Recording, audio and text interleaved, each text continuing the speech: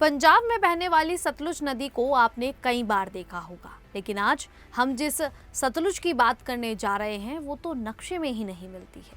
वो बहती है पंजाब की यादों में, पुराने जख्मों में और उन सवालों में जिनके जवाब आज तक नहीं मिले। ये एक ऐसी सतलुज है जिसके एक किनारे पर अपने लापता बेटों का इंतजार करते परिवार खड़े हैं, तो दूसरे किनारे पर आतंकवाद में अपनों को खो चुके हजारों लोगों का दर्द है। इन दोनों दर्दों के बीच खड़ा है पंजाब का वो दौर जिसके बारे में आज भी पूरी तरह खुलकर बात नहीं होती। इसी दौर के एक हिस्से को सामने लाने की कोशिश कर रही है दिलजीत दोसांझ की फिल्म सतलुज। लेकिन इसके साथ कई सवाल भी उठ रहे हैं। अगर दिलजीत सिर्फ उन परिवारों का दर्द दिखाना चाहते हैं जो सालों से इंसाफ की मांग कर रहे हैं, तो इस फिल्म से आखिरकार परेशानी किसको है? आखिर इसके रिलीज को लेकर इतना विवाद क्यों है? क्या कुछ लोग नहीं चाहते कि उस दौर के कुछ सवाल फिर से उठें, या फिर डर ये है कि फिल्म इतिहास के सिर्फ एक हिस्से को दिखाएगी और दूसरे हिस्से को पीछे छोड़ देगी? क्या किसी दर्द की कहानी कहना गलत है, और क्या किसी समाज के जख्मों पर बात करने से इतिहास कमजोर होता है, या फिर सच को समझने का रास्ता खुलता है? यही वे सवाल हैं जिन्होंने सतलुज को फिर से एक फिल्म नहीं बल्कि एक बड़ी बहस का विषय बना दिया है। नमस्कार, मेरा नाम है शालिनी और आप देख रहे हैं द न्यूज़ 15। दिलजीत दोसांझ की इस फिल्म को लेकर विवाद शुरू होता है दिसंबर 2022 में, जब ये सेंसर बोर्ड के पास सर्टिफिकेशन के लिए पहुंचती है। उस समय फिल्म का नाम घल्लूघारा रखा गया था। बताया गया कि सेंसर बोर्ड ने फिल्म के 21 सीन्स और इसके टाइटल्स पर ऑब्जेक्शन जताया और कई कट लगाने के साथ नाम बदलने की मांग कर दी। इसके बाद फिल्म के अप्रूवल का प्रोसेस लंबा खिंच गया और मामला बॉम्बे हाई कोर्ट तक पहुंच गया। बाद में फिल्म का नाम बदलकर पंजाब 95 कर दिया गया, लेकिन इसके बाद विवाद खत्म नहीं हुआ। इसके बाद सेंसर बोर्ड की रिव्यू कमेटी ने फिल्म को दोबारा देखा और फिल्म के 120 सीन्स में बदलाव या कट लगाने की बात कही। इसी बीच ऑफिशियल ट्रेलर को रिलीज होने के एक दिन बाद ही भारत में यूट्यूब से हटा दिया गया। हालांकि फिल्म के प्रोड्यूसर्स ने भारत के बाहर कई देशों में इसे 7 फरवरी 2026 को रिलीज करने का ऐलान किया था, लेकिन वो योजना भी पूरी नहीं हो सकी और रिलीज टाल दी गई। दिलजीत और फिल्म के प्रोड्यूसर हनी त्रेहन का कहना है कि वे फिल्म को बहुत ज़्यादा कट्स के साथ रिलीज नहीं करना चाहते। उनका मानना है कि इससे फिल्म की असली कहानी और मकसद प्रभावित होगा। यही वजह है कि कई साल गुजर जाने के बाद भी पंजाब 95 रिलीज का इंतजार कर रही है और इसे लेकर विवाद अब भी जारी है। और ये विवाद सिर्फ भारत तक ही सीमित नहीं रहा। 2023 में इस फिल्म का world premium Toronto international film festival में होने वाला था, लेकिन आखिरी समय पर इसे फेस्टिवल की सूची से हटा दिया गया। इसके बाद फिल्म की रिलीज कई बार टलती रही और लंबे इंतजार के बाद इसका अनकट वर्जन सतलुज नाम से 3 जुलाई 2026 को ZEE5 पर रिलीज कर दिया गया। हालांकि फिल्म की मुश्किलें यहाँ खत्म नहीं हुई। रिलीज होने के सिर्फ 2 दिन बाद ही फिल्म को ZEE5 इंडिया से हटा दिया गया, यानी जो दर्शक भारत में इसे देखना चाहते थे उनके लिए फिल्म फिर से उपलब्ध नहीं रही। फिलहाल फिल्म को हटाने की वजह को लेकर कोई साफ जानकारी सामने नहीं आई है और इसके भविष्य को लेकर सवाल बने हुए हैं। अब सवाल ये है कि आखिर इस फिल्म में ऐसा क्या है जो ये फिल्म इतने विवादों में बनी हुई है? तो इस सवाल का जवाब ह्यूमन राइट्स वॉच की 1994 की रिपोर्ट में मिलता है। ये रिपोर्ट एक तरफ जहां पुलिस पर लगे ज्यादतियों के आरोपों का जिक्र करती है, वहीं दूसरी तरफ ये भी बताती है कि 1981 से 1992 के बीच खालिस्तानी आतंकवादी संगठनों ने बड़ी संख्या में बेगुनाह लोगों को निशाना बनाया था। रिपोर्ट के मुताबिक आतंकियों ने बाजारों, बसों, ट्रेनों, मंदिरों, गांवों और यहाँ तक कि लोगों के घरों में भी हमला किए। इन हमलों में हजारों निर्दोष लोगों की जान गई। यानी उस दौर में सिर्फ एक तरफ दर्द और हिंसा नहीं थी, बल्कि आम लोगों को दोनों तरफ से भारी नुकसान झेलना पड़ा था। पंजाब में 1980 और 1990 के दशक का दौर काफी अशांत और हिंसा से भरा रहा। इस दौरान राजनीतिक तनाव, धार्मिक मुद्दों और बढ़ते अलगाववादी आंदोलन ने राज्य को गहरे संकट में डाल दिया। अकाली दल और कांग्रेस के बीच चल रही राजनीतिक खींचतान के दौरान जनरल सिंह भिंडरावाले का प्रभाव तेजी से बढ़ा। समय के साथ वे कई सिखों के लिए धार्मिक पहचान और सिख अधिकारियों की आवाज के रूप में उभरे। पंजाब में खालिस्तानी आंदोलन और आतंकवाद के दौर का सबसे बड़ा घटनाक्रम ऑपरेशन ब्लू स्टार था, जब 1984 में भारतीय सेना ने स्वर्ण मंदिर परिसर में कार्रवाई की। इसके कुछ महीनों बाद प्रधानमंत्री इंदिरा गांधी की उनके ही बॉडीगार्ड्स द्वारा हत्या कर दी गई थी। इसके बाद देश के कई हिस्सों में विरोधी सिख दंगे भड़क उठे। इस घटना ने पंजाब के हालात को और ज्यादा तनावपूर्ण बना दिया और आने वाले सालों में हिंसा का दौर और गहरा हो गया। 1981 से 1992 के बीच पंजाब लंबे समय तक आतंकवाद और हिंसा की चपेट में रहा। इस दौरान खालिस्तान समर्थक कई उग्रवादी संगठन सक्रिय हो गए थे। ये संगठन अलग अलग गुटों में बटे हुए थे, लेकिन उनका उद्देश्य खालिस्तान आंदोलन को आगे बढ़ाना था। इसमें Babbar Khalsa, Khalistan commando force, Khalistan liberation force और Bhindranwale tiger force of Khalistan जैसे संगठन प्रमुख थे। इन संगठनों के अलग अलग नेता और गुट थे जो अपने अपने तरीके से गतिविधियां चला रहे थे। उधर दूसरी तरफ पंजाब पुलिस और सुरक्षा बल आतंकवाद को खत्म करने के लिए अभियान चला रहे थे। इसी दौरान राज्य में लगातार हिंसा, हत्याएं और आतंकी हमले हुए। साथ ही पुलिस और सुरक्षा एजेंसियों पर भी मानवाधिकार उल्लंघन के आरोप लगे। यानी ये ऐसा दौर था जब एक तरफ आतंकवाद अपने सबसे खतरनाक रूप में था, तो दूसरी तरफ सुरक्षा अभियानों को लेकर भी कई सवाल उठ रहे थे। यही वजह है कि पंजाब का ये दौर आज भी राज्य के इतिहास के सबसे विवादित और दर्दनाक अध्याय में गिना जाता है। ह्यूमन राइट्स वॉच की रिपोर्ट के मुताबिक उस दौर में आतंकी संगठन सिर्फ पुलिसकर्मियों या सरकारी अधिकारियों को ही निशाना नहीं बना रहे थे।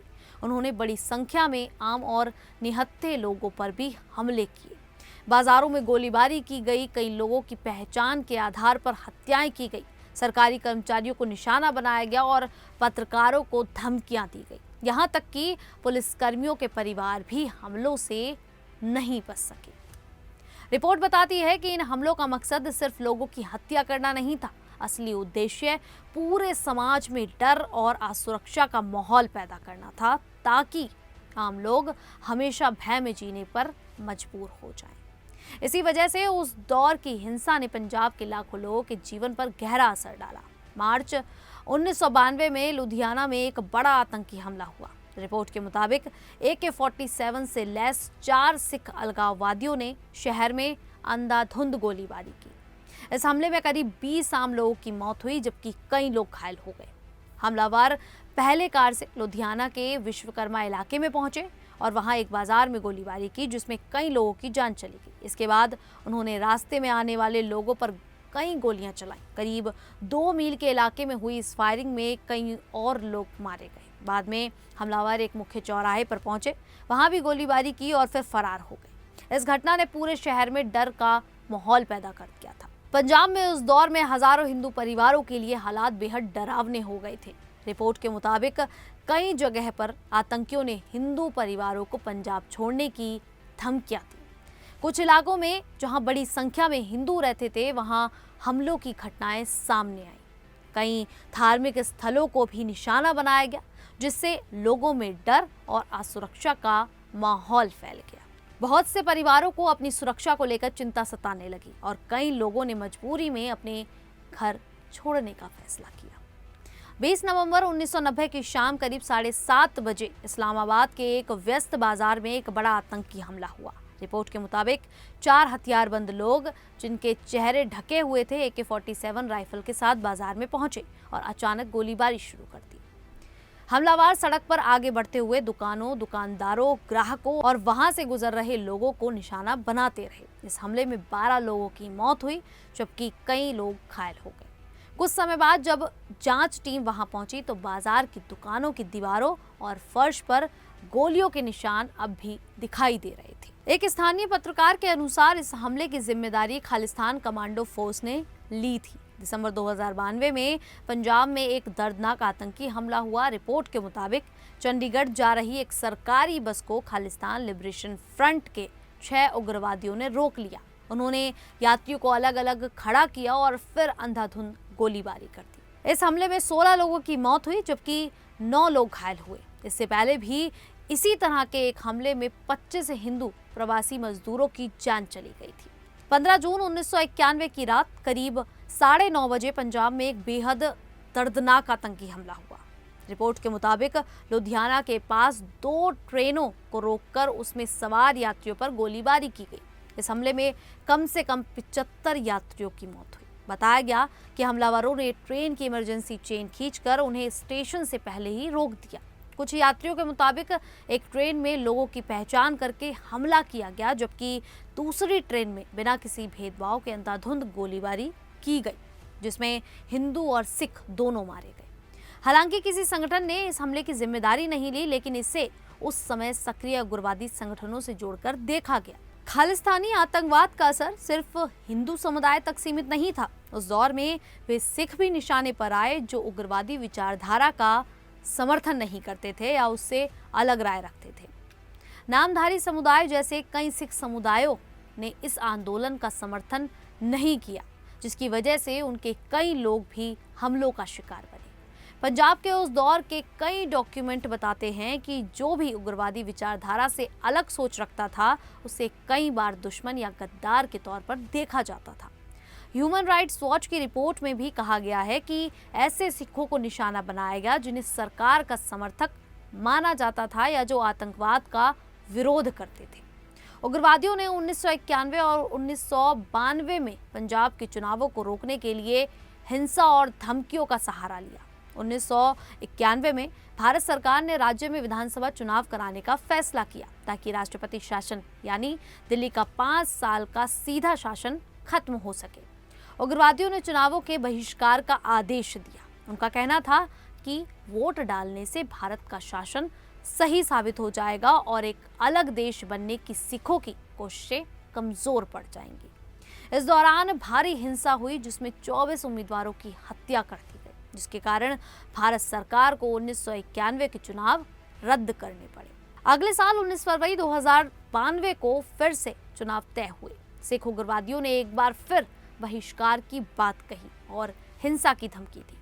कुछ राजनीतिक दलों ने भी चुनावों से दूरी बना ली। आम दिनों के मुकाबले सिर्फ 1/4 उम्मीदवार ही मैदान में उतरे और जो चुनाव लड़ रहे थे उन्हें अपनी जान का डर था। एक पत्रकार ने लिखा, उत्तरी राज्य पंजाब में चुनाव प्रचार पर निकलने वाले उम्मीदवार कंवलजीत सिंह के आसपास उनके समर्थकों से ज्यादा बॉडीगार्ड दिखाई देते हैं। उग्रवादियों ने राज्य के सभी 14,659 पोलिंग बूथों पर पहले 5 वोटरों को जान से मारने की कसम खाई थी। एक अखबार की रिपोर्ट में बताया गया 22 साल के एक बेरोजगार युवक देविंदर सिंह ने बुधवार को खुद को मौत की सजा सुना दी, यानी उसने वोट डाल दिया।